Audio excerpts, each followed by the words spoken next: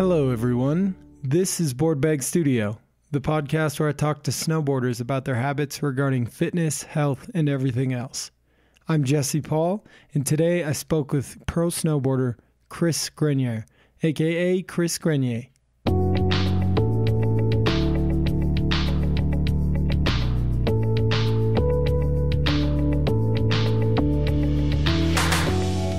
Before we get into the podcast, I just want to give you guys a heads up. This is my first time being a podcast host, obviously. It's episode 1, and I think I have a lot to learn. So just bear with me for these first few episodes if I get a little wordy or say the word like a lot. I think it went pretty well for the first one, and like I said, I will be continually learning and improving. So thanks for listening. For this episode, I sat down with Chris in his basement in Salt Lake City, Utah. It was an amazing conversation, and I hope you guys enjoy it as much as I did. We talked about Mud Dogs, which is a company he started recently with some friends building skate parks and shaping concrete.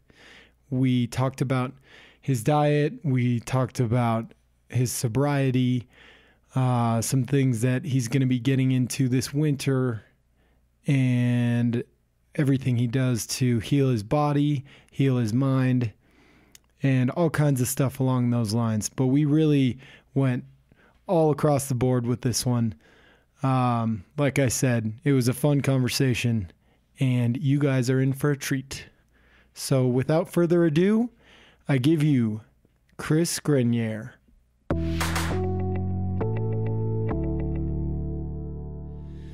Okay, so we are live. And you are my first guest. Welcome to the podcast. Exciting. Yeah. First of many. Yeah, hopefully. So how's it going? What's going on? It's good. We're just hanging. My house, Salt Lake City, Utah. Yeah. And life's good. Happy to be guest number uno on this thing. Yeah, I'm honored to have you on as the first guest. I think a lot of other people are going to be excited as well. Cool. So you were doing something for Mud Dogs earlier? Yeah. So we just a guy wanted a quarter pipe in his driveway, so we went and measured it and talked to the client about what he wanted. And you want to give a little background on? Mud Dogs. Well, basically, me and Alex Andrews, we own a cabin out in the mountains in Utah called the Freedom Frontier, and we spent some time and built a decent skate park there, and kind of did a lot of it ourselves, but with the guidance of our good friend Ben Page, who's really, really good at working with concrete. And then essentially I poured this little thing in my backyard. Alex had poured something in his backyard, and kind of like I realized, like, after the last thing I poured in my backyard, people kept hitting me up like, hey, can you come do this at my house? Mm-hmm. And then there was this guy out in Layton named Sean who was like, hey, will you build me a bowl? I want a bowl. And I'm like, well, I can put together a crew. He's like, yeah, like however you got to do it, I'd love for you guys to build me a bowl. And so kind of it happened naturally where we kind of put together a crew, and we came, Ben Page, who's my business partner, he's poured thousands of yards of concrete, had his own concrete, he was a contractor, and he superintendent and foreman, and knows what he's doing. And so he's kind of runs our crew, and we got a 5-man crew, and just kind of build skateboard stuff because it's fun to do, and it just kind of happened naturally.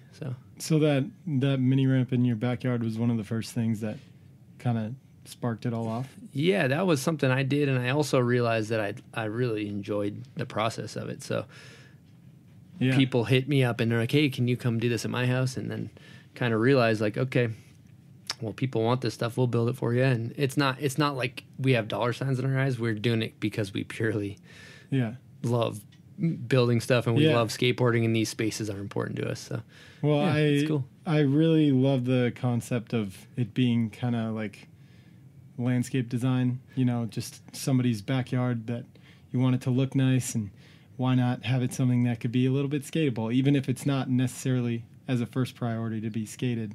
I think it's really interesting. It kind of reminds me of like Tony Hawk, you know, those video games where everything was a ramp. It's like, could you imagine just totally everybody's backyards just have little grind places and 100%. banks and quarter pipes everywhere. Yeah, people are doing it, in Oregon and other states. They're doing these little small, like, pop-up skate parks that are built into the park. But I think that we'll build whatever you want, but at the end of the day, like, you can build them into a space where they look, the skateboard stuff looks good, and it fills the space nicely, and it skates good, and and if that's what the client wants, we'll build that. But at the end of the day, I think we also like have such a passion towards it, where it's like, it's almost like an art form, where like when you start with a dirt pit, and then you have like this beautiful bowl that's glassy and perfect, it's like that you can skate, it's like a little sculpture or something, and really rewarding. I also kind of realized, to be completely honest with you, is like, as a snowboarder,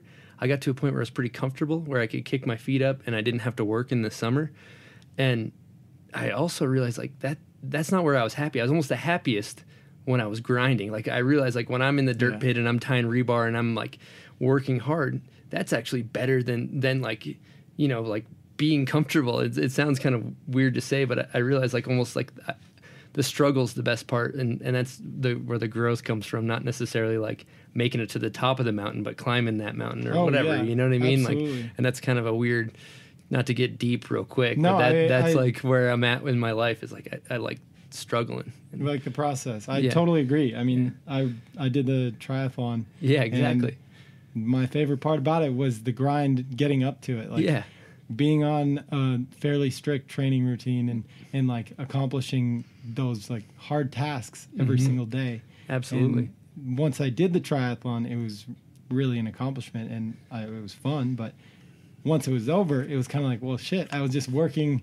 I was so fulfilled working for something for so long, and now I'm done. Now, what do I do next? Like, time to 100%. The anticipation of like, oh, I'm going to do this big thing, or I'm working on towards this thing. The anticipation's better than doing it. So I'm with you on that 100%. Triathlon is badass, man. I've talked to some people that have done it, and they're, especially the swimming section is like beats the brakes off of you. It was pretty crazy swimming in the ocean.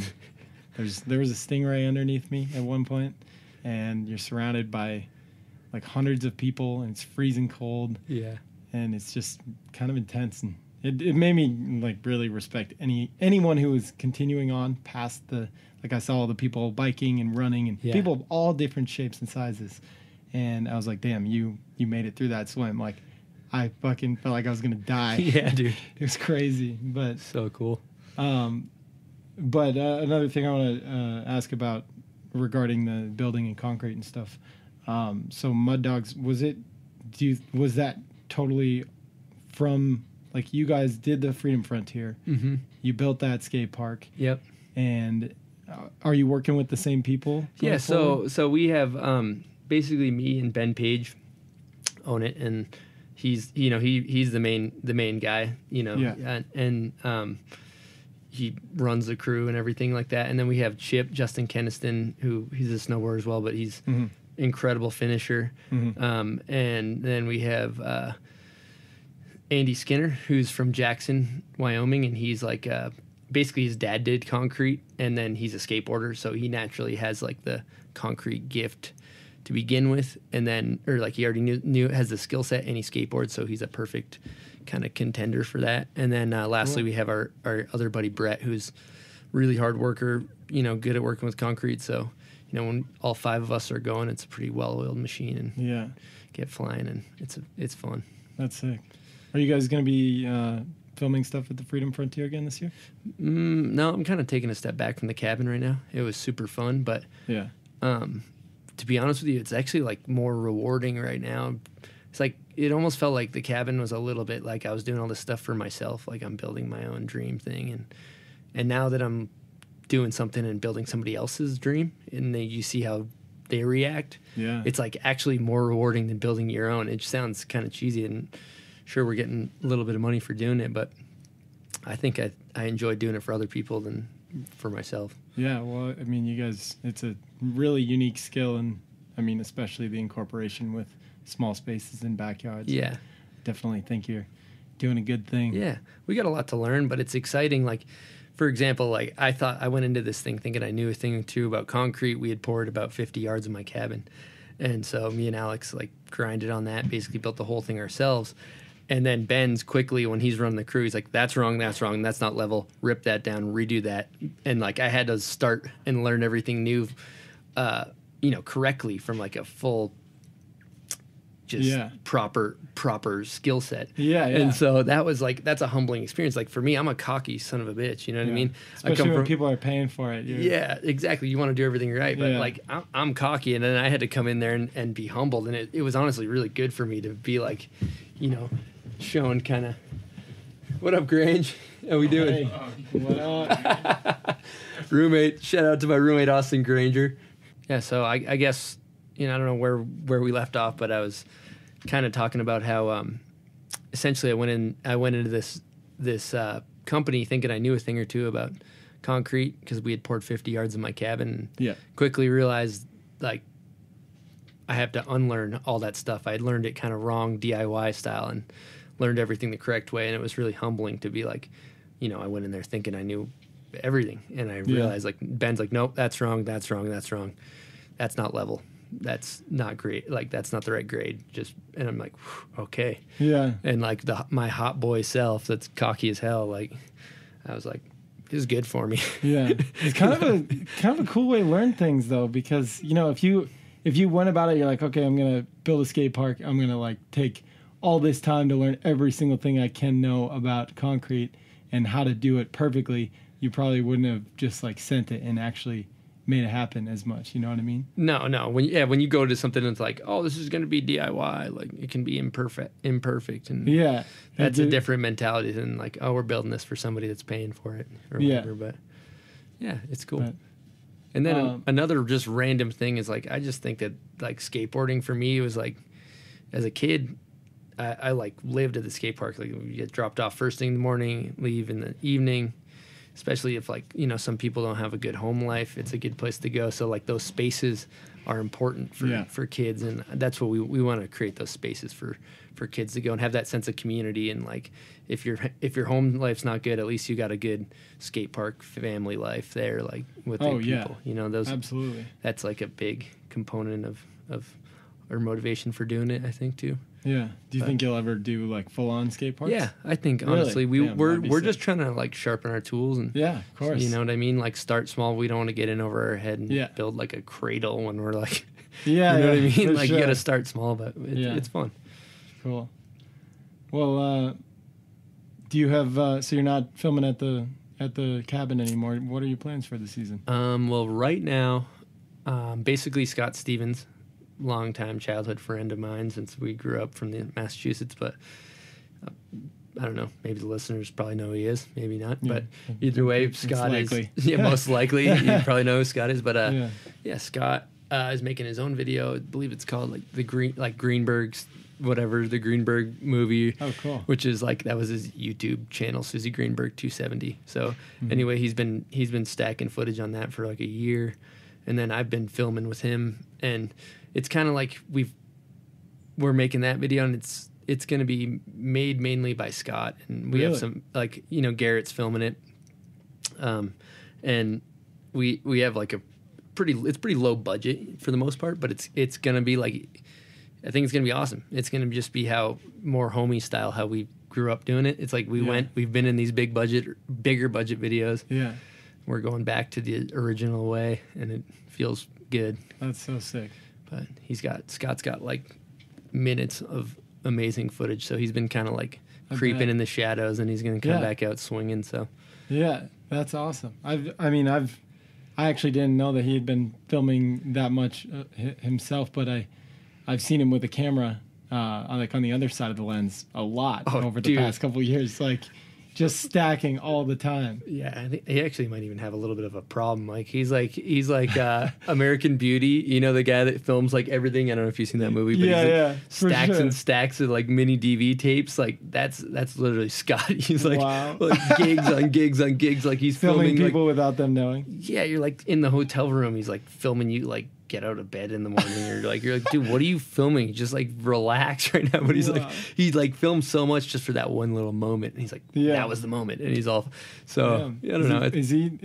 Has he started putting things together? Or? He's been like kind of taking footage and working it a little bit and seeing what stuff looks like, and it's like, I think it's gonna be cool. I think it'll be really fun to watch because it's like, it's about like a feeling, like videos, like it's like, oh, you can't really put your finger on what it is, but like, oh, this time one's got the right feeling. Like it's like good lifeies that are like ridiculous with good skating and funny stuff. So good snowboarding. I think it'll be cool. It's cool. It's kind of full circle. Like, isn't Scott the one who really got you into videos in the first place? Oh, dude, you guys are coming back. And he's like doing it once again. He's kind of like the freaking glue that holds all of our friends together. That like is steering the ship. You could almost say, where he's like that dude. He's the first dude to really push it in our crew. Yeah. And now I'm following him on that one, at least, just following his lead. But cool, man.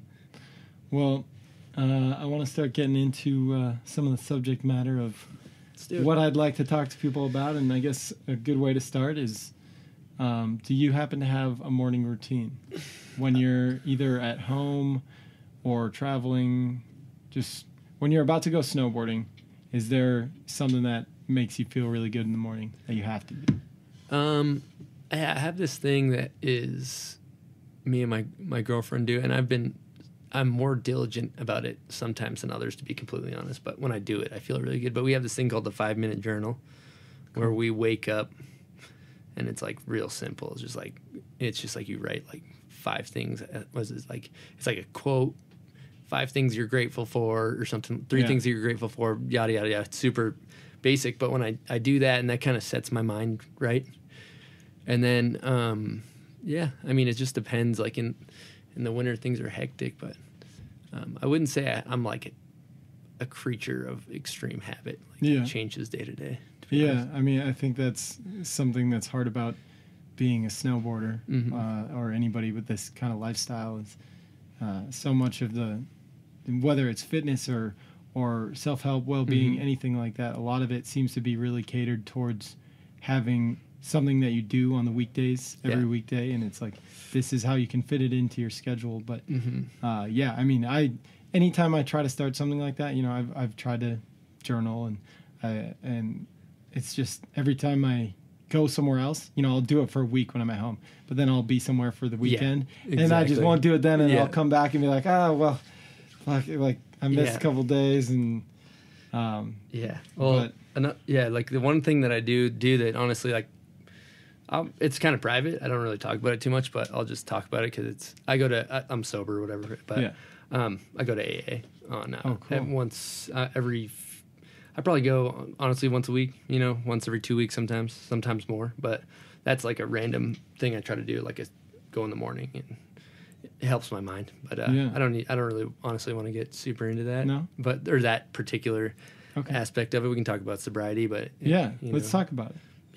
Yeah, you want to talk about sobriety? Yeah, let's talk about sobriety. Yeah, sure. That's like I guess that's almost like a routine, because it's like, but I mean, it's not like any crazy sob story or anything. Like, I freaking partied for a lot of years and had a lot of fun, and then maybe just like took her a little deep too many times. But I think for me, it starts with I think like my family. There's a little bit of that going on, and I saw my dad when he was drinking a lot when we were kids, and then he quit drinking, and I saw how that changed him. He went from a dude that was like kind of like a dude I wasn't super into or whatever, and then he quits, and he was like, oh, this guy's rad now. And so I think that was like, and then all my uncles on that side have all had to stop drinking, like because of health problems or life problems or whatever. So like, there's kind of a common denominator that's like, my dad would just be like, dude, you're going to hit your quota. Like, one day you're either going to like blow it, or you're going to have to stop drinking, kind of thing.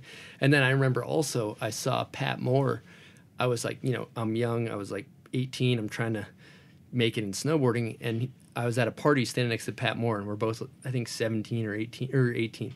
And I look at him, and he's sober, and I'm shit-faced. And I was like, he's like, yeah, like I don't drink. He didn't drink from when he was 18 to 21, and he filmed like video gangs and like that, or not that. It was like the grenade video, and then maybe 2 of the grenade videos and video gangs. And I remember seeing him in those videos, and he's sober, and I'm just gooned, and I'm like, dude, this is like something. This guy's like really taking his career serious or whatever. And then I then also like.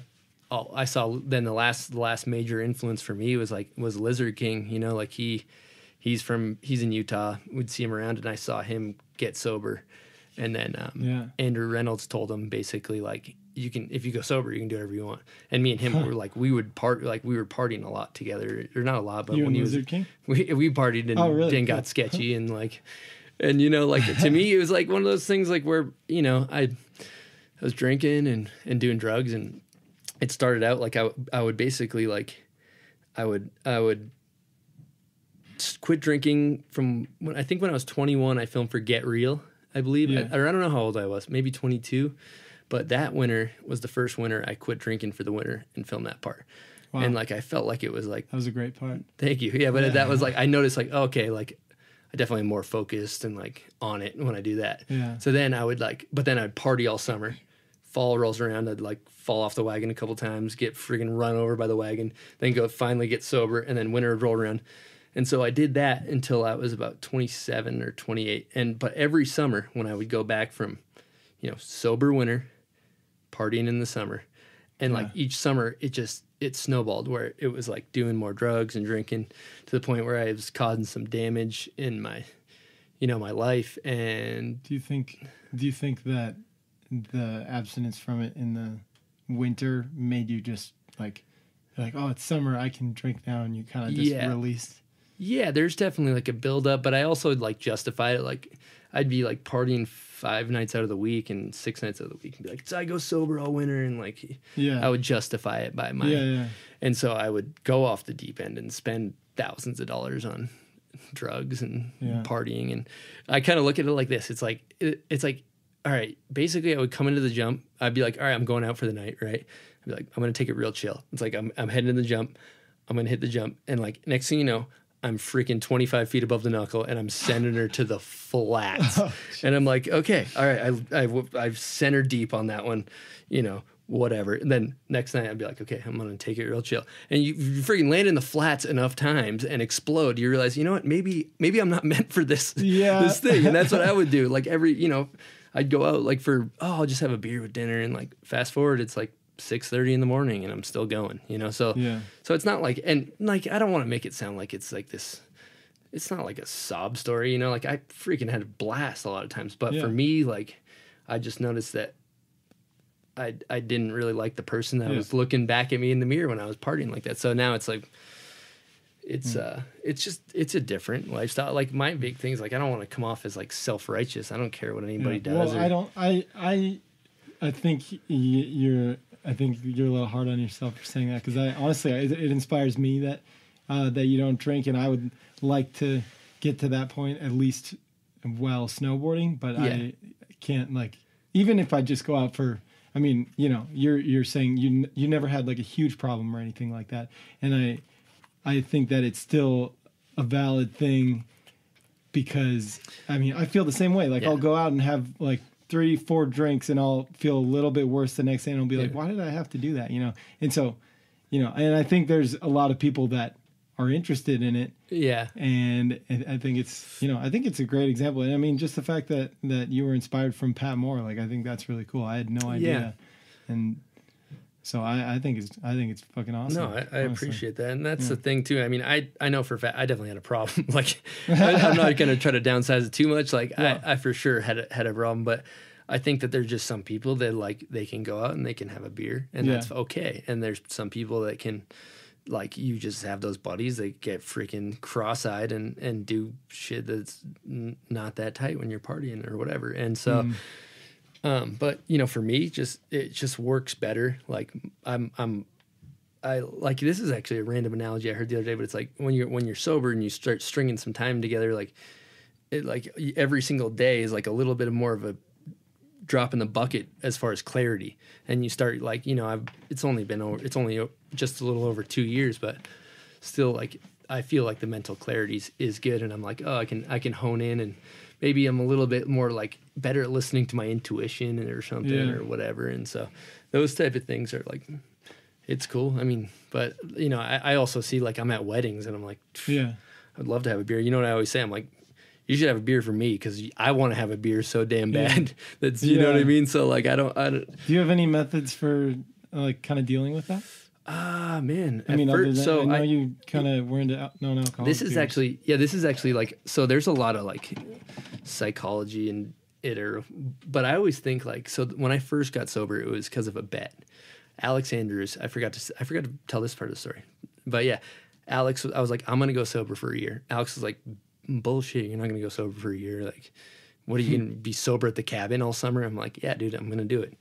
He's like, I'll bet you $300 you won't do it. I'm like, really? Okay. Like, I love gambling, sure. So like for me, if you find somebody that wants to like bet you some money, like it's like a good fuel to be like, dude, well, that's great. And then honestly, there's also like there's this weird thing when you're not drinking, everybody's like, dude, why aren't you drinking? If you're like, dude, I bet my buddy $300, they're like, oh yeah, that's chill. But when you're like, when somebody asks you why you're not drinking, and you're like, oh man, like I just like need to chill, they're like, dude, you're a loser, have a beer with me or whatever, you know. So that's another thing. And like I got like, for me, I like just fast forward like 4 steps ahead. I'm like, if I have that beer, I'm probably gonna freaking get some drugs, and then I'm gonna be up till 5 a.m. and you know, that's just how history repeats itself for me. So I'm just like, if I just don't have that first one, then I'm not gonna have that second one or the third one or the fourth one, and that's what works for me. But I think that the gambling is a good way to like, I don't know, whatever that worked for me. I mean, that's the perfect situation. Yeah. So thanks to Alex. Shouts to Double A for helping me. And Alex, I also won $300. Yeah. Alex, if you're listening to this, I'd go sober for a summer for $300. There you go. He'd be out 600 at that point. Maybe we should start something. Just people win money for being sober. Yeah. That'd be cool. So do you think it's gotten easier over time? Oh yeah. For me now, I've kind of like had this thing where I've always known I was going to have to quit drinking. Like at some point in my life, seeing my uncles and seeing my dad, like he's like, my dad would be like, you're going to hit your quota one day. One day you'll just know. And like, you're like, it's kind of true. You're just like, well, I've freaking caused some pretty good wreckage. I think I'm going to call it quits. But, yeah, so it gets easier. I've just kind of committed to the fact that I'm just not going to drink, so it's not really an option. But yeah, cool. Is there anything else that you indulge in that, I mean, as far as, I don't know, are you totally drug free, clean? 100%? Yeah. I mean, I don't have any. I don't have any qualms with weed. I mean, it's dope. I do CBD situations all the time, but like CBD is great. I personally don't partake, but that's just been like, you know, I don't think it's bad. I don't think anybody, I think, you know, for me personally, I don't, but I think that like weed's dope. You know what I mean? Like I don't think that, as long as, you know, you can do anything in moderation and not do it in moderation, but I don't think you're going to cause as much wreckage with weed as you would with any other. Like it's pretty, I like it. I mean, I don't have any problems with it. I just don't smoke it. Yeah. And relating back to the drinking, I actually had a question from somebody, actually from Eric Leon. He was wondering how it has affected your mental state in snowboarding. Oh, yeah. Yeah, I mean, I've definitely, I've gotten hurt when I was hungover and stuff, and I know that I've made some bad decisions. Like, I remember I was, we partied out in Hintertux, crazy all night, and then woke up, and it was, catalog shoot for Solomon, and I think it was Hintertux. No, it was Sauce Fe. And, it snowed, 6 inches, and I was, super into Nicholas Bueller at the time. And I was like, I'm going to do it. I backflipped this little popper, but it was, 6 inches of snow on top of ice. So then I was like, I'm going to do a natty back 7. It's October. There's 6 inches of snow. It's a dead straight track into a kinked ice chunk boob. And I was still drunk. So I tried natty back 7 and I ended up getting airlifted out because I thought my back was broken. And you're all right. And and now I'm I think that maybe I don't think I would have if I'm sober, I'm not gonna try to natty back 7. But I wouldn't think so. I think it's good for overall mental clarity, you know. But people have done some stuff tuned up too, you know. So for sure. But yeah, for me, it's definitely. I feel like I'm just like honed in on my sense of direction on what I want to do, and it's like and clarity or whatever. So and so what's moving on to the next thing? What's your relationship with food?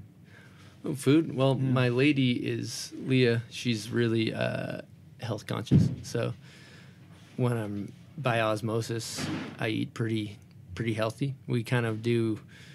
I mean, I am a candy fanatic, so I'm always gonna like smash a couple Sour Patch Kids here and there. But like for the most part, we kind of lean towards a little bit more of like a fatty diet with like, I guess you could say keto-esque. Try to like lower carbs, higher meats and fats. Yeah. But you know, I heard an interesting thing from Leah that she was saying the other day. It's like whether you're vegetarian or you're keto or you're vegan or whatever it is, whatever diet, it's just like the reason it works is because you kind of believe in it. Whatever you pick and you believe in, it kind of, I feel like it's almost like your mind when you're eating healthier. I thought that was an interesting thought. Like just something relating really close to that is I was listening to this Joe Rogan podcast where a vegan doctor was talking to.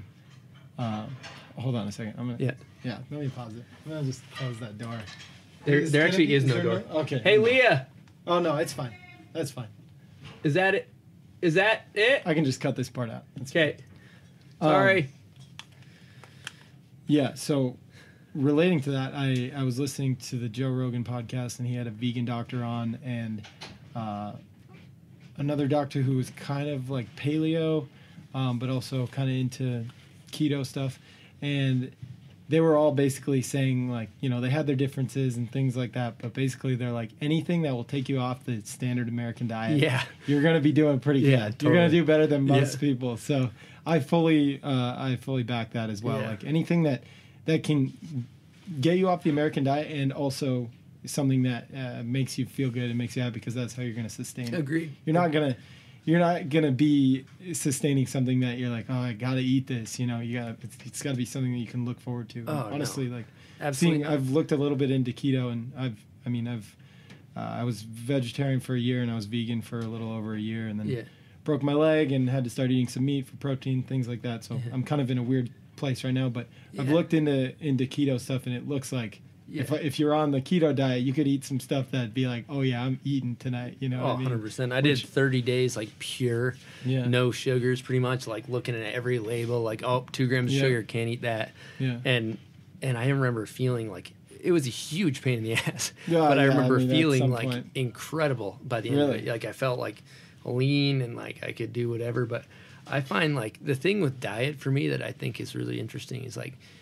It's almost like one of those things where, like, you know, people project their like, it's like a self-righteous kind of like moral standpoint when somebody's like super keto or they're super vegan. And I find the same thing with like religion, with sobriety or whatever, like religious views or sobriety or diet. Like there's like, it's a really, you know, actually that's the motivation between, you know, my board, the 6-piece, like it was kind of an interesting one. I think I was a little, immature when I was designing it, but whatever. I was so pissed off by like the self-righteous eaters. Like I can't believe, like when I'm hungry, it's like there's a gap between lunch and dinner. I would just sometimes drive through Wendy's and like smash a 6-piece. I don't know what's in there. I don't want to know. It's just like fills that void before dinner, and like people would freak out and they'd be like, "Dude, I can't believe you're eating that." And like I was so turned off by like the self-righteousness of diet that like it's a delicate line where you got to just kind of be. I don't know, whatever. Just do it. Like you do a good job. Like nobody knows you never. When I would hang out with you, I'd never know you're vegan or vegetarian, but you just eat what you're gonna eat. Yeah, I definitely just try not to be too pushy. And there's things that I believe in, and if somebody wants to know about it, like obviously I'll let them know the reasons for me and things like that. But yeah, I don't think aggression is gonna get anybody anywhere, especially because food is such an emotional. Topic, and it's something that is so close to you grow up a certain way and you're Yeah. eating. It's like it's your life force. You know what I mean? And so if you've been eating something your whole life and you feel connected to that, and also through like traditions, all sorts of things, like it's a very central human value is the things that you eat.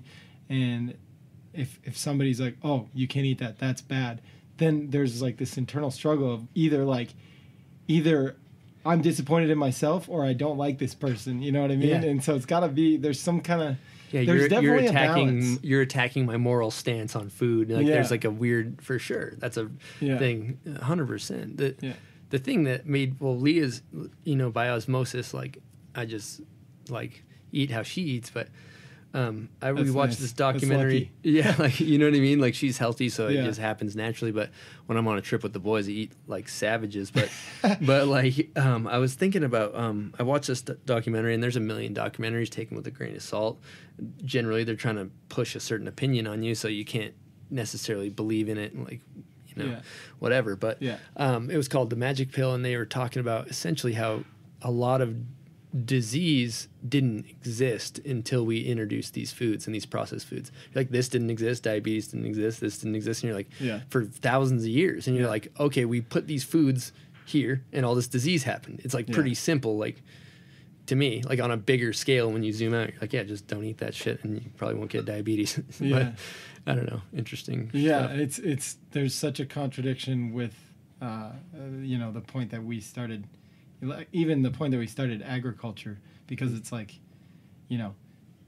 people were roaming around and they kind of like the landscape balanced out with the people, and it was like an ecological balance. And then the point that we're like, oh, we can manipulate this to all eat in one place and we don't have to move around and we can be safer. And then they just started like making a lot of the same thing. And like humans are, you're supposed to eat, we're omnivores, so we're supposed to eat like all kinds of different types of foods. And so people were getting sick from that, and then it's just like trying to solve that, and it's one thing after another, and it's it's been a long battle. But what also is interesting is people didn't have to brush their teeth. Like, people like really old remains of people from way back, like they didn't have tooth decay like people do today. Oh yeah, dude. Because they were like everything, it all was balanced out. Yeah. And, we're in a crazy place right now. Time. But I mean, I think it's definitely becoming more. People are being more conscious about it. 100%. And I'm always trying to learn as much as I can. And the thing is, nobody has the right answer. And that's the thing about all these diets too. Is like, you can't really be a crazy fan of only one diet, because there's like holes in everything. It's going to be a while before we totally figure out exactly what humans should eat, because it also is biologically relevant. Like, 100%. And that's what I think. I mean, I've heard that that's what the future is going to be. Is you're gonna get your DNA sampled, and you're gonna be like, okay, you're predisposed to all these different diseases. These are the kind of foods that you should eat, and things like that. But we're a long ways before people just like get that casually. Oh, dude! But I think that's going to be the only. Yeah, solution. people are starting to test their blood and see what works for them, and it's like that. There's the school of thought that makes a lot of sense to me. It's like, all right, if you're from like say Brazil and you've been eating kind of like acai or fruits and things like of that nature in your diet for thousands or hundreds of years or whatever, and that's what you've evolved to eat. Then you go to wherever UK, maybe you're eating potatoes and that's what you've evolved to eat, or whatever it is, like that kind of like almost like lineage linking to what diet you should eat, maybe. But then this whole thing, like it'll probably change in 5 years, and that's why it's almost like this polarizing thing where it's like politics. Like if you're a Trump supporter, you're way over here. If you're left wing, you're way over there. And it's like, and there's no like medium ground. It's just two people that literally hate each other. And that's what happens with like this people with their diets, like vegans and meat eaters are at each other's throats. It's like let's just be in the middle. Like let's have an intelligent conversation about that. You don't eat meat. I understand why you don't eat meat. Like I hunt ducks. Okay. Yeah. And like, I used to try to jam my opinion down everybody's throat about how great hunting is and how important it is. And I realized it's like, no, it's not about that. It's about me being able to have an intelligent conversation with someone who doesn't like hunting, be able to see their point of view and be like, okay, I understand that. It's pretty gruesome and things like that. But also be able to be like, well, this is why I think it's good, you know, and I think it's important. But yeah, I mean, a calm, mediated conversation, like just where you can exchange opinions, and then if at the end of it you guys still are kind of on each side, then that's okay, and you know, you gotta accept it as it is. But yeah, the passion isn't gonna necessarily change anyone. And I mean, I don't know. It's something that's interesting about. I mean, I've talked to a lot of different vegans and stuff because I was vegan and I enjoyed doing it. I felt good about it, and there was a lot of research that basically showed that being vegan is like how you can be the healthiest, and like eating absolutely no animal products, and obviously you can be very healthy and things like that. And all the research that showed that red meat is like the worst thing that you could possibly eat, and it gives you cancer and heart disease and all this stuff. But it turns out some of the newer research is saying things that, I mean, grass-fed beef that is like responsibly raised grass-fed beef is actually a very nutritious food, and like grass-fed butter and things like that. And if you're arguing on the side of just completely nutrition, because obviously there's other values to being vegan, which, I mean, that's a whole nother conversation. And those are some of the values that influenced me. But basically, if you're just talking about nutrition, veganism, it's so easy to get trapped in reading only vegan books if that's what you want to do. But there's a valid point to all sides, and like I said, you can eat meat and be healthy, and I've come to terms with that, and I think you can still be healthy both ways. But it was definitely kind of a learning experience for me, because I learned all this stuff and I was like, why are we all eating meat? But then it's like, okay, it's the processed shit meat that is like, that's going to give you cancer. Process 100%. Anything like that, and just like, you know, have a living thing in this tiny area that is shitting on itself, and it's just like, you grow it to kill it to eat it, and it's just, you know, of course it's not going to be good for you. But anyways, I like the rant, and I actually agree 100% with all the stuff you're saying, you know, and that's like, it's like when I like eat a 6-piece, I'm like, I know this is like awful. This is like, it's like this is like straight. I don't know what's in it. I don't want to know what's in it. They've manufactured some deliciousness. I shouldn't feel good about eating it, but I'm just smashing this thing and I'm getting on with my life. But it's like, really, when I take a step back and I look at it consciously, like, it's like, if you look at meat, I think really on a daily basis, like, my fundamentals would err almost more on the side of a vegetarian, where it's like, you take a freaking cow, you stuff his belly full, you just feed him corn when he's meant to be eating grass. Yeah, exactly. And you're eating that cow meat that's been, you know, the corn's got Monsanto, whatever the hell's in that, and his belly's falling out, and then you're freaking eat that, and you're going to get sick, obviously. And like, I almost feel like that's why in hunting, you're getting a free range organic animal. Yeah. And, you know, a lot of the money, the best meat you can get. Yeah. So, and then, you know, you're also conserving that land, like that land, you know, otherwise, if, you know, hunters pay for a lot of conservation of land, and if people don't pay to conserve that, then people come in and they can throw cookie cutter America wherever. You know, you can chop down the forest and throw a office building or whatever, and like those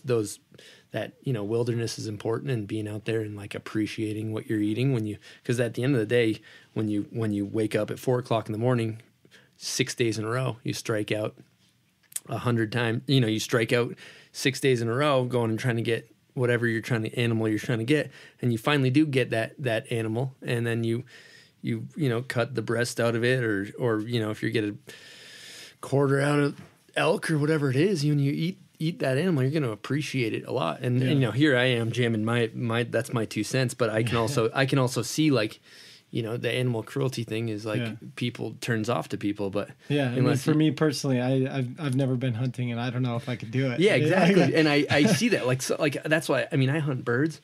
I think I see like my dog a little bit more in like the bigger animals, and that's like a little soft side, and it's like, it's definitely, but I think it's you know, people are going to do what they want to do. I think they should have the right to eat what they kill, and but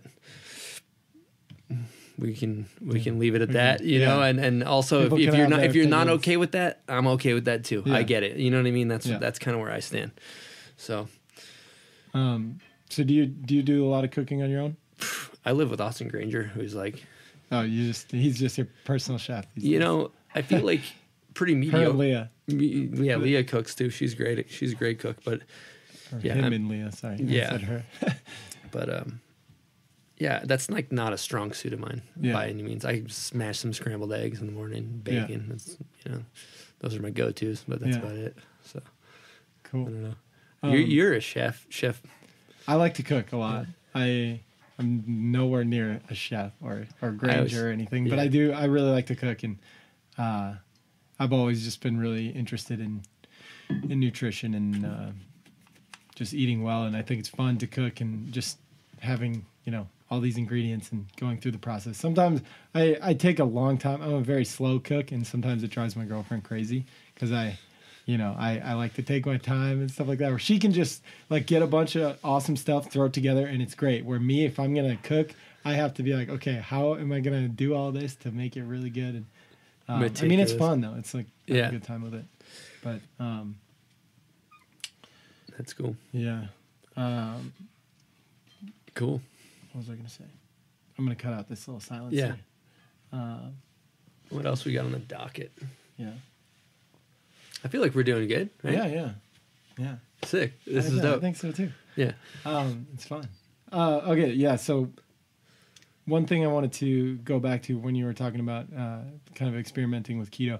I don't know for sure, but is fasting kind of part of keto diet? Have you had experience with that? Yep. Basically, I can't remember what time it is. You don't want to eat after like 7 or 9, and you don't want to basically stop eating every night at like after. I don't think you want to eat food after 9 and before 7 or something like that. Or there's like an amount of time. There's a time block where you're not like waking up and like snacking at 11, but because I think your body starts to use some of those stored fats, I believe is the thought process behind that. So.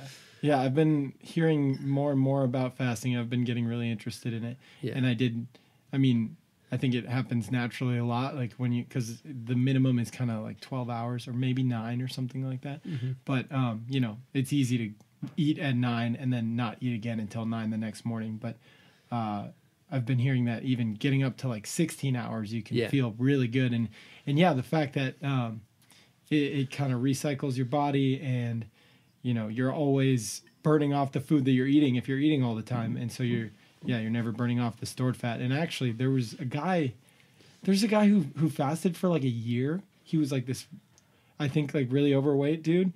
And he fasted for a year and like lived off of his fat. I think he might've had like a couple things here and there, but oh my God, isn't that crazy? Yeah, but I mean, it makes sense. You store fat because you're eating more calories than you're burning. Mm-hmm. And before I learned about fasting, I was always kind of like, well, what happens if you stop eating? Why can't you just like burn those calories, and then like when you run out, then you need to eat again?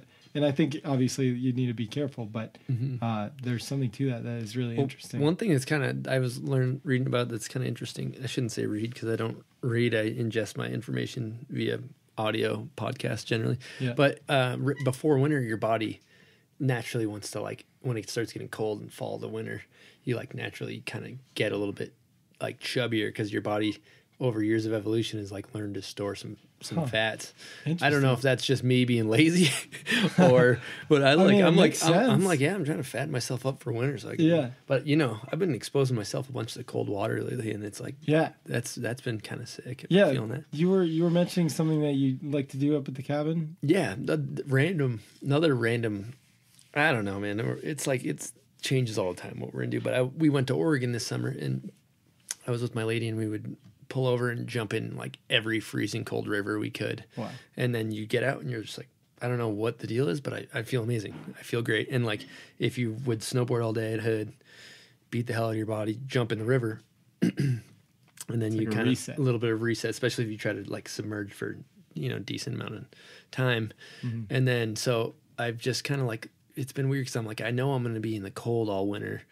Like, I'm going to be in Chicoutimi or wherever. It's going to be -8 zillion degrees. Like, I kind of want to get my body ready for some cold, like Damn. So I just like I've been going up to my cabin, and it's up in the mountains, and it's there's no cell phone service, and been going down to the river, which you can see ice crystals on the side of the water. It's like so cold, and then I've been laying down there and trying to stay in there as long as I can, which honestly is like it's like not even 2 minutes. It's like, but I can imagine. It's like really cold, really cold, and then you go up and then try to sit in front of the wood burning stove and warm back up. And I don't know what happens. I don't know. I can't explain it, but like my mental clarity and like I feel really relaxed is like I don't know the science behind it, but I like doing it. Hot cold therapy.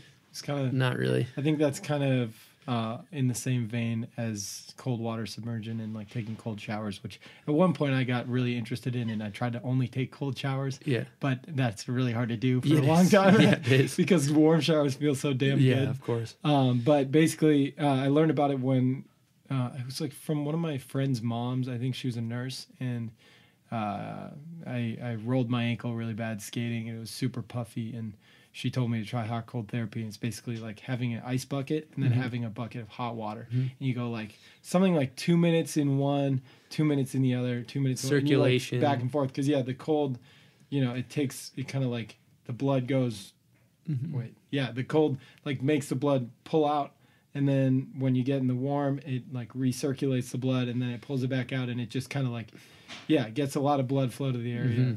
And honestly, it like sped up my recovery really quickly. So, well, that's another thing too about the cold showers. That's like I was listening to one of the million podcasts I listened to, but they were talking about how basically if you turn on the cold water and you commit to getting in that cold water every day, like it's good for overall well-being, but you're also making yourself do something that you don't want to do, and that's like a big motivation for me. I'm like, oh, I don't really want to go lay in this cold water. It's cold, but I'm like, I got to make myself do this just because it's like then when you start doing those things frequently, they can become more of a habit of like, okay, let's just go do it. Mental fortitude. Yeah, exactly. Yeah, I don't know. That is exactly what it is. Yeah, I recently started rock climbing a couple months ago, and you get to these points where you're like, oh, I'm so scared. I know I'm going to be safe, but you have to really get over a fear to like reach for the next thing because you might fall. And even though you know you're going to be okay, the fact that you're really high in the air holding on to something, absolutely, it's terrifying. And you have to push through that. And that's one of the reasons I love it. I feel like I'm training my fear for when I'm hitting spots snowboarding. Like, because it's something that you just got to be like, this is fucking scary, but I'm just going to do it. And I think the more you do that, the more comfortable you are with your abilities. And so 100%. Definitely think there's something there.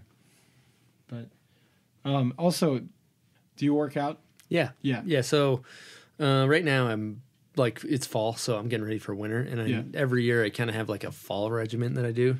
And I got a trainer, and I go 3 days a week, and some weights, but a lot of bands and stuff like that. Yeah, cool. So, and do you feel like there's that sometimes where you're like, doing reps and pushing through, and you really have to like, even though you're like, I don't want to do this at all, but you just get through the set?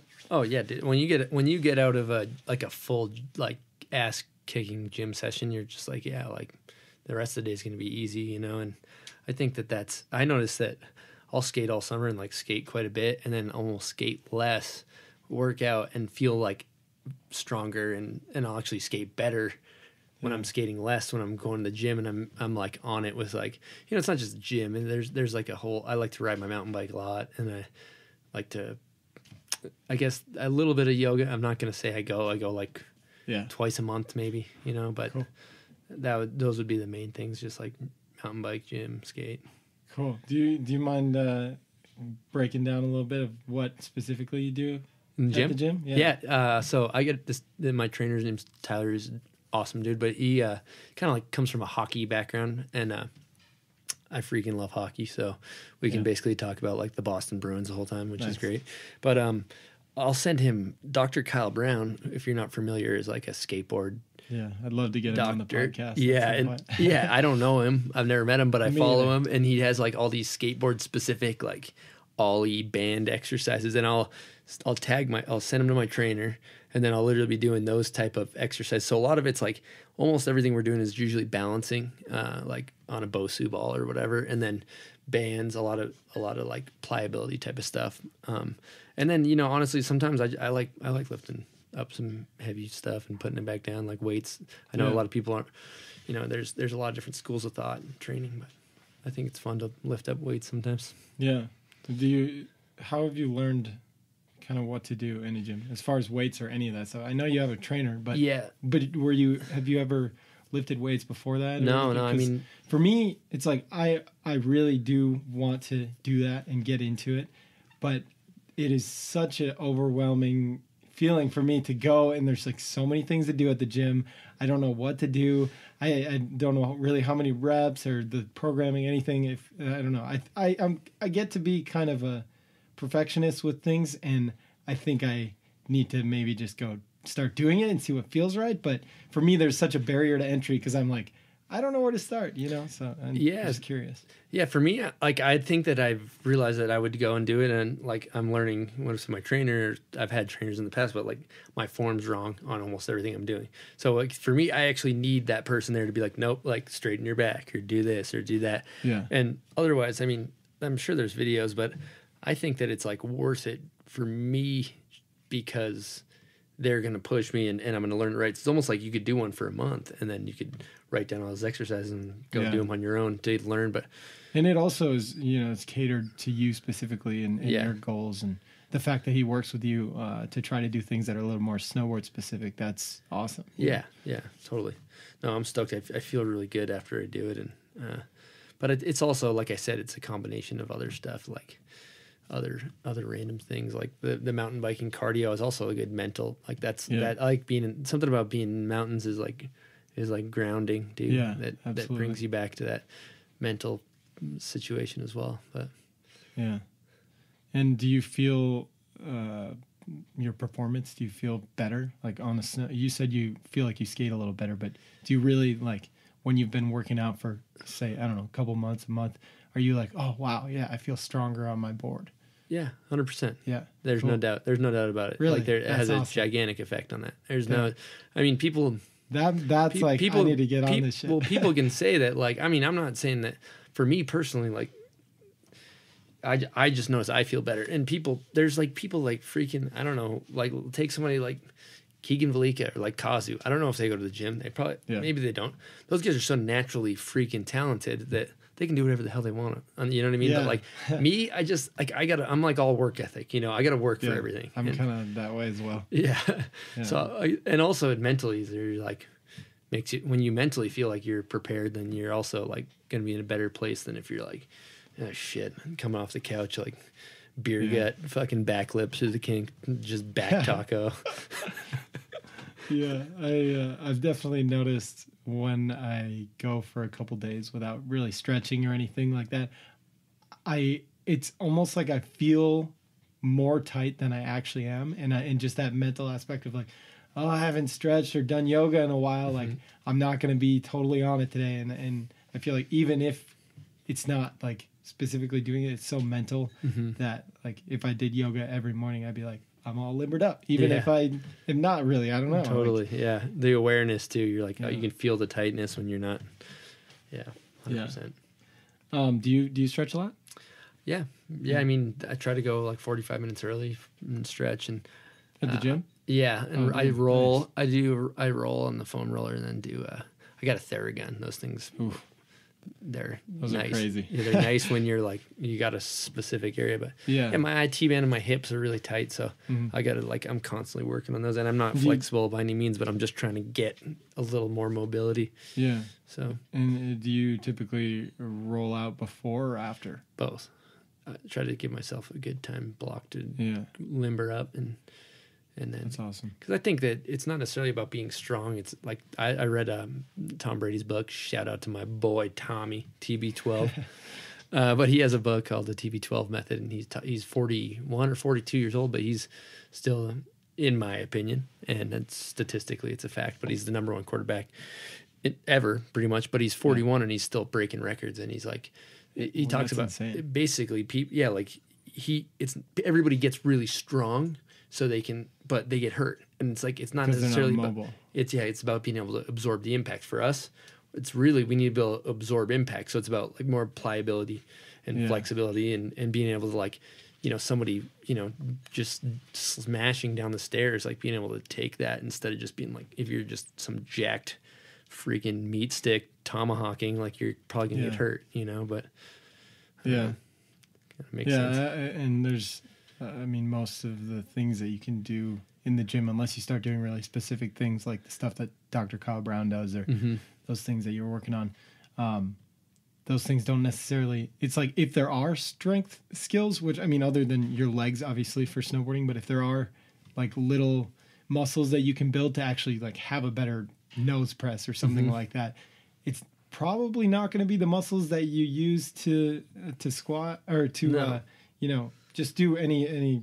I'm not really familiar with weightlifting terms. Yeah. What is it? What is it when you that's squat or squats? Deadlift Squats and deadlifts. Yeah, those are definitely the. But it's like full body strength, but it's like hard to know. And also snowboarding is such a, I don't know. I think maybe as more skateboarders get into working out, and maybe Dr. Kyle Brown is really onto something, and there's going to be like this field of like working out for skateboarders and snowboarders that you can really like. Imagine if you could do something and then work on it for like a month, and then all of a sudden you can kickflip every single time. Oh, no dude. problem. Boom, boom, boom. 100%. Like, that would be dope. Well, dude, and it's also like, dude, for us, I got like partied out for years and like got tuned up, and then when chucked meat and like beat the hell out of my body and got hurt and all kinds of stuff. But like when you're trying to get a little more, squeeze a couple extra miles out of the body when you start getting a little older, like damn, dude, I'll go to the gym if I can. Like I put some freaking Baja miles on the rig earlier. Dirt roads, potholes. Yeah. Now I'm like all highway trying to put 91 octane in. Like, you know what I mean? I'm trying to get a couple more miles out of this body. And if that means lifting some weights, and sure, I'll do that. You know what's interesting? Tony Hawk doesn't like work out or really do anything like that. He just skates. Yeah. And he just, I'm sure there's a lot of people like that, but I feel like I'm not old by any means, but I can definitely, going through this injury, I'm like, okay, my body is not invincible. Like I want to start working towards, especially as I get older, because, the older you get, you just naturally get tight. That's why people who work at a desk job for their whole life, they slowly kind of get like a little more hunchback, a little bit bigger, a little bit tighter. And it's like, that just happens with age. So I want to be on top. But, have you had any major injuries? Yeah. Wrists, shoulders, ankles are all just kind of throttled. Been over quite a few times, but then my major ones, like I was snowboarding at Big Bear and I fell and I elbowed myself in the gut, and then I burst my spleen, and basically I fell at Big Bear and elbowed myself in the gut, and then I was flying home from Big Bear and my spleen burst on the airplane. Oh my God. And so was that from the elevation? I think the elevation change. I had a little tear, I guess. They describe your spleen like a bowl of jelly. And so like the tear opened up, and it's all these toxins, and I was up on the plane and I was like, I don't know what's wrong with me, but something's not right. And I was like, okay, I only got an hour left of this flight. Like I can tough it out. And then I was like, towards the end, I was like, I'm gonna die. So basically, like the spleen, like there's blood going into my diaphragm, I guess, and all kinds of stuff. So I remember I landed and my buddy was there, and I like hobbled out of the airport, and I was like curled up in the back of my buddy Doman's van, and I'm like, just drive me as fast as you can to the hospital. I'm gonna die, and like got there. Jesus. 4 days in ICU, and you knew you were like something is seriously really it was bad. It was something like, and then they're like, dude, the doctor told me, they're like, if your flight was an hour longer, you would have died on the plane. Oh, I was like, oh. So that was like, now I'm a little bit more aware, but that was definitely like a scary thing for sure. But then the main issue that I've had a couple concussions. So that's been that's actually kind of, I did cryotherapy before the cold stuff to get some of the swelling out, but been kind of doing good with those. But I had a year where I had a few and back to back, and I definitely felt the effects of that. So, and you were doing cryo for the concussions? Yeah, to try to get the swelling, because you go inside the ones where your head's going. Supposedly, it flushes the like lactic acid and swelling, and it's like a ice bath kind of thing, but for your head or for your whole body. But anyway, I did that for a little while, but Yeah, I feel really good now. But that was the thing that maybe made me feel not invincible when you have a few of those. It was those are no joke. But there's some new stuff coming out about how you can kind of retrain a lot of the pathways in your brain through a lot of this neuroplasticity and whatever, all that. Like from cryotherapy stuff? No. From just there's like some new stuff coming out that's like you're because it essentially. Sorry, I was not unclear on that, but I've had some post-concussion issues and been a little bit scary, honestly, in my life. I mean, it's not the real deal. Yeah, it's not. Stuff. And you're on my mind. I'm like, it always happens on tricks where I know I'm gonna do it. Every time I hit my head, I throw up, and it's like, it's not fun, you know. But there's this place called Cognitive FX who a friend of mine, or John Overson, just went to, and basically. Really? It's a 5-day class, and it's a 5-day you stay there, you room and board, and you essentially do regular exercise, get your amino acids up, and then do like cognitive exercises where and so they're kind of saying, like, before, the school of thought was like, okay, you hit your head, you have all these like issues, these like, you know, traits that are off. That's all there is. Like, it just takes time. Like, you're just going to take time for your brain to heal. Now they're actually like, well, what your brain's doing is there's swelling, so it kind of like navigated a path around your brain, around that area of the brain. So that's why you have like slurred speech in the evening, or you have these things. But now they're actually coming up. There's new things coming out where you can retrain a lot of these pathways, so you can get a lot of these things that have been affected by these concussions. You can reteach your brain how to do them. And I think that that's kind of inspiring for me, where it's like, okay, I need to buckle down and do a lot of like this cognitive therapy. Yeah, tell me about the cognitive therapy. Like, I haven't problem solving, or you haven't done I haven't done it yet, but I'm on 100% gonna. That's really fascinating. Yeah, so it's like I don't really know in detail exactly what it is. I think it's kind of like games. Like, you got to remember a lot of stuff. And from what I understand from John, who did it, he said they tested his brain before he went in, and it was like they had a number of whatever it was, and then they tested at the end of 5 days, and it's like noticeably improved. And he didn't notice like vast results instantly, but like a few months after, which is around this time, last time I talked to him, he's like, oh my God, I'm a completely different person. Wow. So it's kind of exciting that I there's almost like, want to do that. Just dude, to like, and it's kind of expensive, but it's also sure. like, for me, like I was like, I don't know, like I've hit my head, like I don't want to deal with this situation. It's like pretty scary, and I'm like, oh, I'll just adjust. Like, I won't do these tricks where I'm going to smash my dome or whatever. And what are there specific it's tricks? like, you know what it is? Like, it's actually because I've hit the back of my head a bunch. So like there'll be a gap rail, and I'll do like, and it'll be like put you into the ground, like a gap, steep down, flat down. That just goes right into the ground, and I'll be like, I'll do gap cab 2, but I'll get stuck on one, and I'll just like I'll be trying to go back to regular, but I'm like, my body wants to go to fakie, and I do like the backwards fly swatter, and every time I hit my head like that, that's when I throw up. And then there's also the other one is switchback rodeo 7s. So like that trick, every time I come around on it, it's so blind, I don't know where I am, and I over rotate. And I go like 800, catch my heel edge, boom. It happened this summer, and I actually fell to try before, and I tore my butt cheeks, and I thought I had blood, but I actually, dude, I remember that. I shit my pants. So I tried it, I fell, I did a butt cheek spread, went back up, my God. and then I over rotated, hit my head, and I shit my pants to try before, and then the next try was the one that smacked my dome. But I feel really good. Like, a lot of the stuff I was feeling a few years ago it was like the year I filmed for the snowboarder video, Resolution. Yeah. I like had a series of small ones, and that was actually when I was the most fucked up about it, is when I had several small ones that strung together, and I felt the most effects from. I was reading somewhere that you had like an illness for 3.5 months. Was that? Time? No, that same year I also I got sick and I was really weak. I mean, I got mono. It sucked. Oh, no. It was not fun, and I was like 3.5 months. Dude, I felt weak as hell. Yeah. That's crazy. Yeah, dude. It was like, actually, the only good thing that came out of it is it really made me appreciate my health. Yeah. Because I was so sick and I was so weak and I couldn't do things that I could do before that.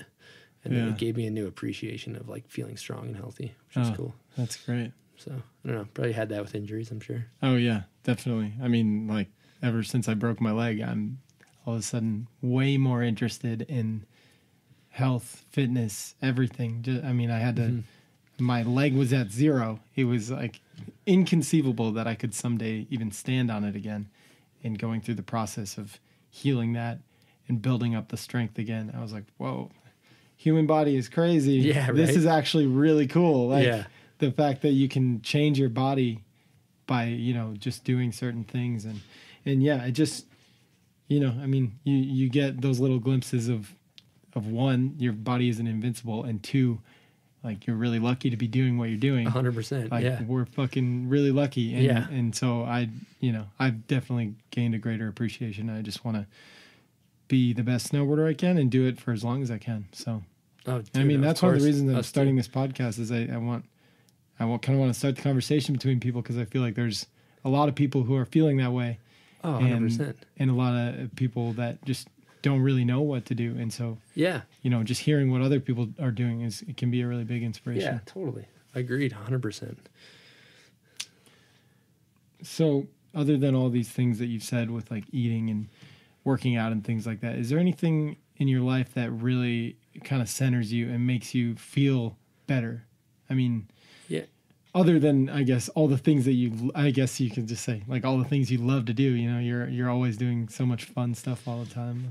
No, I think there's a lot of, definitely, I mean, there's a lot of stuff that centers us. I mean, as we're all freaking humans and we're all just trying to figure it out and try to figure out how to be happy and live the best life. But after I think I've hit my head and I've gone through like sobriety and had some ups and downs and you know, like everybody has issues, you know, everybody's got, like, it's funny because you think like, oh, I'm the only person with maybe anxiety, or I'm the only person with this type of situation. You realize, you know, like everybody's got problem. And you know, you just got to, you know, do what works for you. But I find for me, like, honestly, like, I think just being super like grateful and of everything you have, like, helps me a lot, where it's just like, appreciate everything you have, like how it could be taken away, appreciate your family. Like, I wake up, like, people are, you know, you're bitching about your you know, sponsor didn't send you some pair of pants or whatever the bullshit minuscule problem is.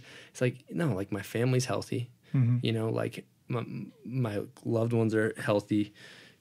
Life is, I'm healthy. I have my health and have a place to live. And if you can just like appreciate things on a much simpler level, is, I think, a lot more like good things come to you through gratitude, as opposed to where, you know, it's like fun to be negative. And like, I mean, I talk shit all the time, but like it's like there's like negativity can be a disease in itself too. And I think that a lot of people's problems stem from self-pity and selfishness. And like, when you start kind of doing stuff for other people, you're like, oh, okay, well, it's not about me or whatever, just on some deeper stuff. But I'm kind of like, I'm on like definitely like a bit of a soul searching mission at all times. I was randomly, when I'm at the cabin, like, I was thinking, like, you know, this isn't some stuff where my head's been at lately. Like, I've been trying to get like more rest, and not like everybody's always asking like, how you been? How are things? Like, oh, I've been so busy. Everybody's bragging about how busy they've been and how much stuff they're doing. But it's like, can you like sit and be still? And that's like actually super, super hard. So I've been finding that, like, I was listening to some stuff about how that there's a frequency that the earth is on that can essentially be measured. And I think that when we're in the cities and we're in these concrete jungles and it's like this like dinner plate of freaking just like technology, distraction, hustle, go, everything's hectic, I think you can fall out of rhythm with that like frequency of the earth. And for me, I'm like trying to go to the cabin and I try to like lay in the water and sit in front of the fire and slow things down and get back in tuned. And then all of a sudden, when I'm back in tuned, I'm like, things like I'm able to follow my intuition a little bit better and be like, oh yeah, I'm just like going to go with the flow on this. And whatever. Not to get all deep and No, sappy, but I love it. Great. that's some stuff I'm into. You know, There's that's actually interesting, but there's a couple things I want to unpack from that. One, the fact that there are frequencies that are being disturbed by being around concrete is 100% true. There are certain frequencies. There's even there are these devices that you can put on your body and on your head and stuff to deliver certain frequencies to like either help you sleep or like increase happiness or focus or whatever. And those things are all real and something that you can do to actually get in touch with your circadian rhythm, which is, for those who don't know, that's basically just being in balance with when you wake up and go to sleep, things like that, being in balance with the sun. One of the things you can do is being barefoot on the ground, like on either grass or dirt, not on concrete, and you actually get connected with the electromagnetic waves of the earth, and it goes through you. And so those things that you're saying, it's totally valid. And even Wi-Fi, I've recently discovered has some sort of disturbances with your frequencies. And there's some, like there's this guy named Ben Greenfield who is just does the craziest stuff, and anything with biohacking or any sort of woo-woo things like this. He's tried it all. He does it all. He's got a podcast, and I listen to it every once in a while. And at his house, he only has wired connections to the internet, and he's like tons of followers on Instagram. He's got a really famous podcast. He goes out, like, he's a well-known like guy who's always on his computer, but he doesn't have Wi-Fi because he knows about it. And he was on his podcast. He was talking about this other guy who, and this, I don't know if there's much study of this, but this guy only talks on his phone on speakerphone, like 3 feet away from his face. And I mean, I don't know. I mean, we're in a big experiment right now of like having these cell phones on us our entire life. Like, who knows if there's going to be really bad impacts or not? It's not like somebody's done a lifelong study. We're doing that right now. So anyways, dude, getting away to a cabin like that is such a blessing. And I think, like, if anybody could just go out and get in nature, like, it always is so centering for me. Me and my girlfriend sometimes just go walk up in the mountains, and just getting away. It's crazy what it can do just to kind of clear your head. The effects of, like, the thing that's kind of interesting too is, like, as snowboarders, we're like trying to look for creativity, right? You're like trying to come up with ideas. Yeah. And I've just found in my life, random, whether it's just life ideas or trick ideas or anything, when you kind of like take that time to not be, I mean, we're distracted. When you wake up, from the moment you turn, you look at your phone, you're distracted. All the way to when you go to bed, you're looking at your phone, you're distracted. You don't ever have a time to be bored. Sometimes you got to take that time, be in the mountains, slow things down, and be bored. And exactly. And but one thing, I was going back to that freaking technology thing. It's like, it's definitely, like, I could talk about this for hours, but it's interesting how, like, it's almost like cigarettes. Like they're like used to advertise like these things are like chill, like just smoke them, and then all of a sudden they're like, fools are definitely getting cancer from these things. These things are sketch, like big time.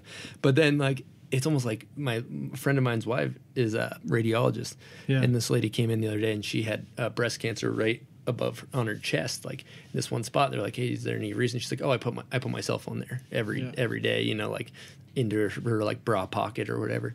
And you're like, oh, that's a little bit sketch. But then even going back to like the effects of technology, like for me, I am like addicted to Instagram. Oh yeah. And I'm like, I'm just going and I look at it. I'm like, so when I delete it off my phone, I just take the app, boom, delete it. I'll just do it for one day, 6 hours, 2 hours. And that doesn't lose your account. No, you don't lose any accounts. And really? Dude, that's amazing. I've been the whole weekend when I was at the I'd cabin. love to try that. Deleted it. I'll just set a goal. I'll be like, okay, it's like Friday. I'm going to delete it till Monday morning. Yeah. And I've just noticed in those like 4 days, not having it, I like have deeper conversations with people. Oh yeah. And I get a lot more out of my day, and I'm just generally happier. And they say amazing. That the average American spends 4 hours a day on their phone. Yeah. So you multiply that times 7, that's 21 hours a week. So you're losing 21 hours out of your week staring at goddamn Instagram or Facebook or whatever the hell else is out there. And cheap thrills. Yeah, it's I think it's going to have like a little bit more of an effect on us than like people think. Yeah, I mean, even just staring at the screens, like our eyes are not designed to look at LEDs all dude. the time. So, and there's actually, I mean, there's solutions to that, and there's those glasses that block out the blue light and things like that. And that's another thing that I've learned from Ben Greenfield. There's even there's these glasses that he has that put that blue light in your eyes when you're trying to wake up, and it's just, I don't know. There's all kinds of shit. You guys should definitely check out the podcast if you're interested. But another thing that I want to go back to before I forget is you were talking about something that makes you feel really good is just being grateful and looking at the positive things. You know, family's healthy, everything's good.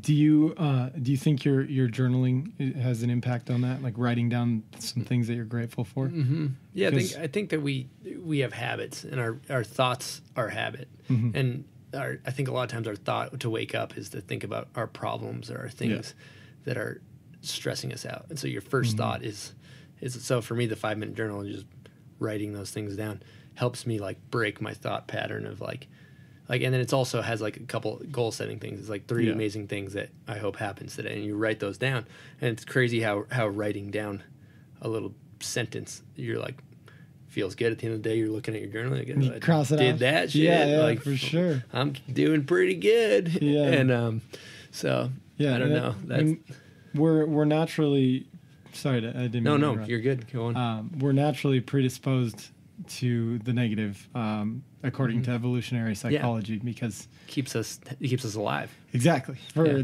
the longest time, any possible negative thing that could happen, you need to be like very keenly aware of that, because it could kill you in a second. And I think that, you know, it obviously carries on today. Like, why are so many people depressed when they're healthy? You know what I mean? Oh, yeah. Or like self-sabotage people. Exactly. And I've heard that gratitude is the quickest way to happiness. Yeah. And I've heard that actually doing that specifically, writing down a couple things that you're grateful for every day, you can train that part of your brain. And even this other podcast that I was listening to recently, this guy was saying that he tries to go through the day and think about all the things that went right. Like, you know, for instance, he'll be in a line, and if the line is moving fast, he'll try to make a point of being like, wow, this line is moving fast. So that next time he's in that line and it's going slow, he's not like, oh, this line is so slow. It's always slow. Like, because those things pass by, you forget about it. And perfect example, I've been trying to enact it in my own life, and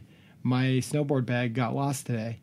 Like totally lost. And I flew here to Salt Lake City from LA, and neither airport, it was a one-way flight on Delta. Neither airport knows what happened to it. Yikes. The only time it got scanned was when I dropped it off to check it in. So it was at the airport, and it's just gone. And they're like, if it doesn't show up within 5 days, then we'll try to figure out something for like reimbursing me or whatever. But and you know, I could be in the dumps right now easily, because there was, you know, all of my snowboard stuff. I got brand new board boots and bindings yesterday, and those all went in the bag, and now they're gone. But you know, I'm like, I'm here with my friends. I'm still in Salt Lake. The plane didn't crash. Like, I had a nice lunch. 100%. Like, there's so many things that are going. I'm sitting here with you doing this passion project. Like, there's so many great things that I'm not going to let that like determine how I'm going to feel for the rest of the day. Oh, 100%. There's a good like theory that or whatever that goes. I like not a mantra or whatever, but the thing is like it's not what happens to you. It's how you react to it. Yeah. So it's like you could react by.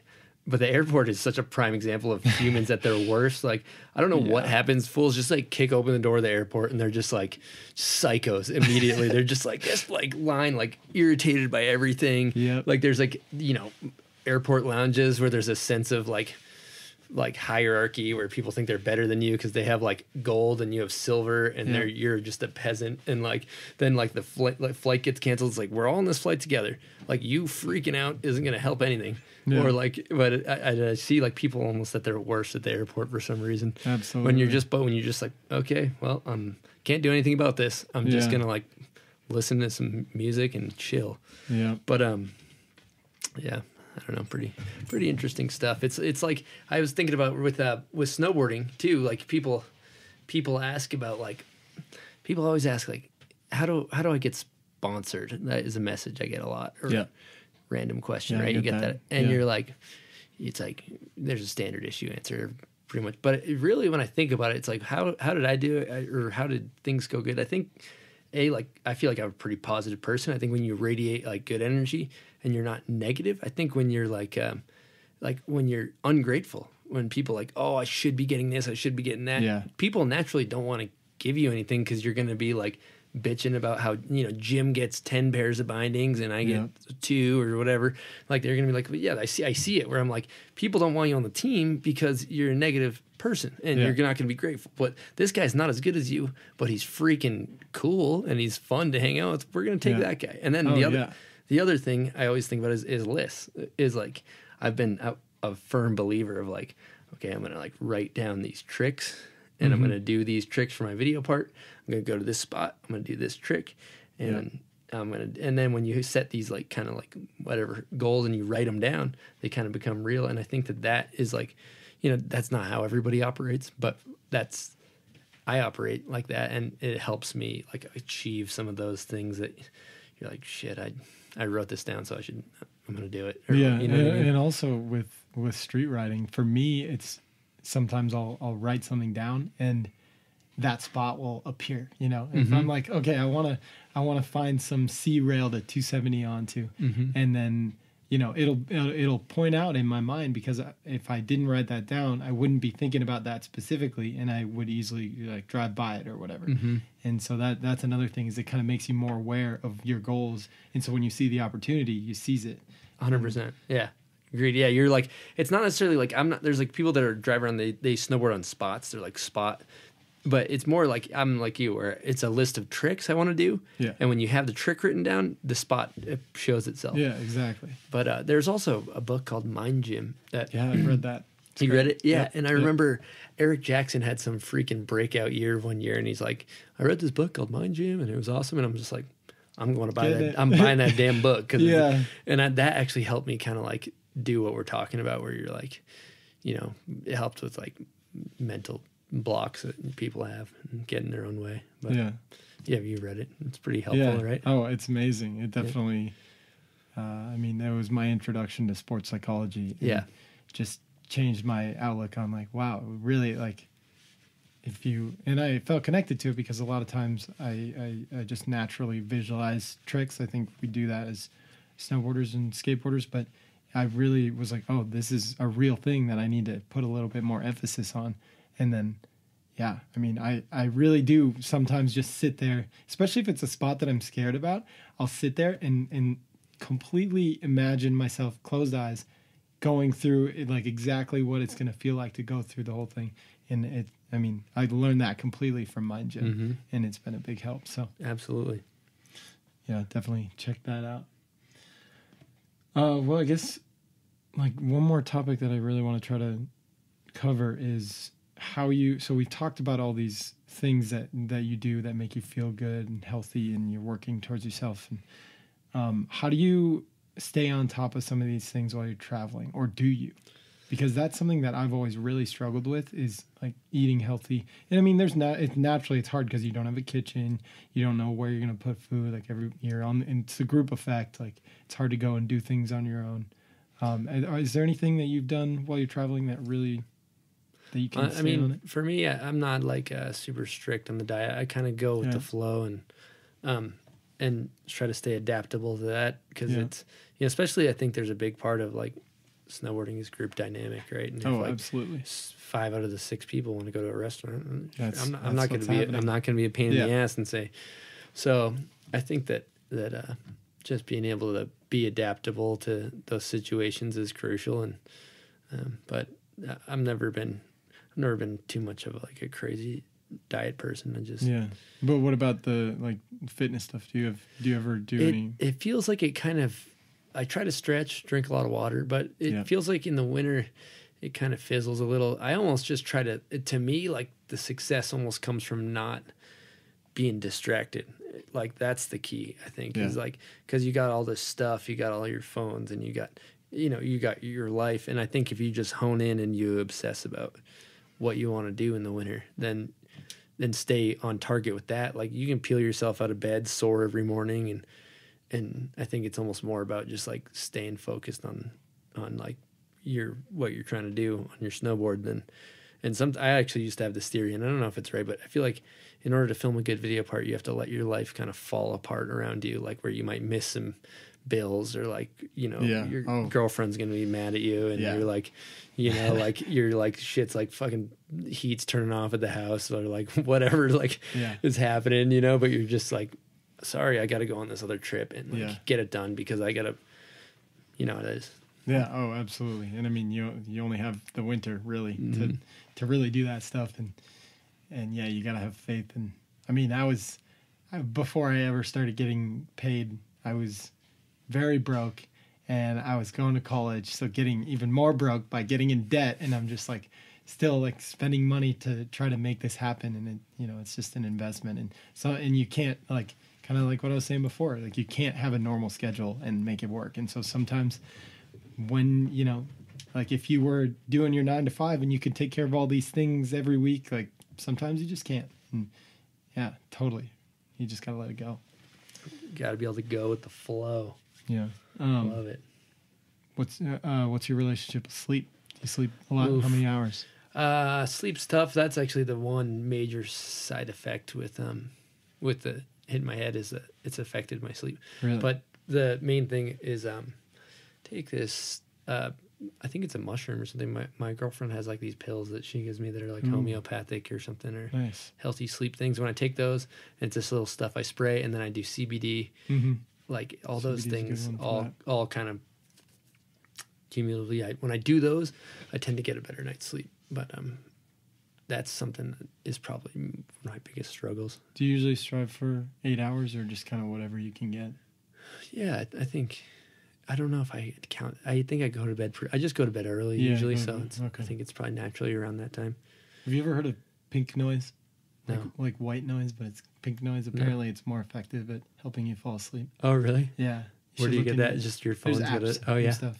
Cool. Yeah. You should check it out. She's all about I've never tried it. Circadian rhythm. She's like, we got like electrical tape over like the TV red light. Oh, and yeah. Like nice. We have like electrical tape over all the like lights from stuff in the room. Yeah. So I'm sure that helps a little bit. Yeah. Cool. Okay. Well, I think, I guess there's a few fan questions if you don't mind. let's rifle through these. Yeah. Just this morning I put it out on my story. I'm like, any questions for Chris? And so we got Mark Clavin. Oh, here we go. I think it's Clavin. Here we go. Did the Patriots losing to the Tennessee Titans have a direct effect on your health? This is a regular season football game, and absolutely not. Actually, to be completely honest with you, I actually didn't even watch that game. I've watched pretty much every other game the whole season, so it basically had no effect on my health. And Tom Brady, let's go. Okay, second question from him. How much Dunkin' Donuts coffee is too much? Oof, I don't know. Yeah, I mean, that's the Dunkin's is like the weakness for me. Like, yeah, I mean, smash those things. They're great. They're like. So no. Yeah, there's no amount. They're all about. I mean, as those much guys. As you can have. Yeah, just chug. It's like just reminds me of home. Yeah. And you know what? The donuts too are just phenomenal. Yeah. Shout out to Dunks. Those guys are doing a great job. Did they do a keto donut? Yeah, I don't know if they got the keto donut out yet. I don't know if that's on the market yet. Okay. From Harrison Gordon. Here we go. Harry Gore-Tex. What are your thoughts on toe health? I don't know if that's an inside joke or if that's just Harrison health? Being weird. I don't honestly know. I feel like, I don't know, maybe I got some destroyed toes. I guess I have bunions, so I think I wear these toe things occasionally. Maybe that's what he's referencing. I don't know. Yeah, my toes are all fucked up. See Granger's toe. Those things are disgusting. Yeah. It's like dead. It fell off. It's like a black, black doomsday. Black? Yeah, it's like a black, we should queue up. We should see if we can get a picture of that thing. Yeah.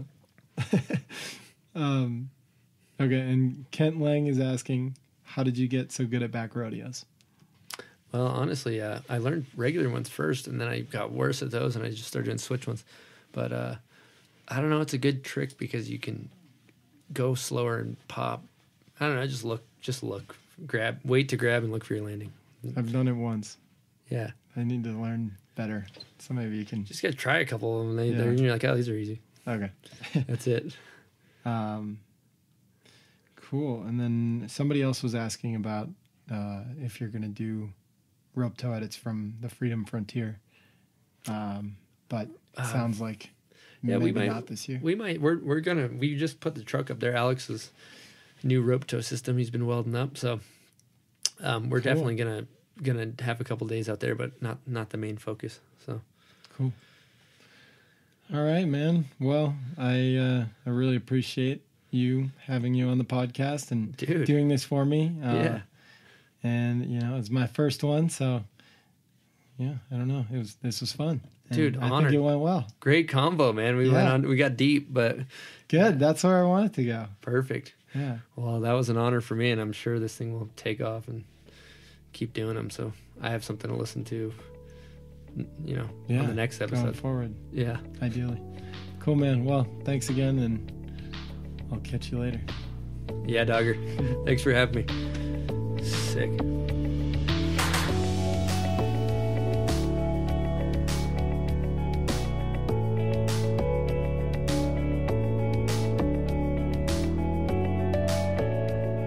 Thank you guys for listening. If you have any comments or questions about the show, you can email me at boardbagstudio@gmail.com. And I also want to say that neither Chris nor I am an expert of any of these things that we talked about. We're just speaking from experience and just a couple guys having a conversation. And I appreciate you all. Again, thank you for listening, and I'll see you next time.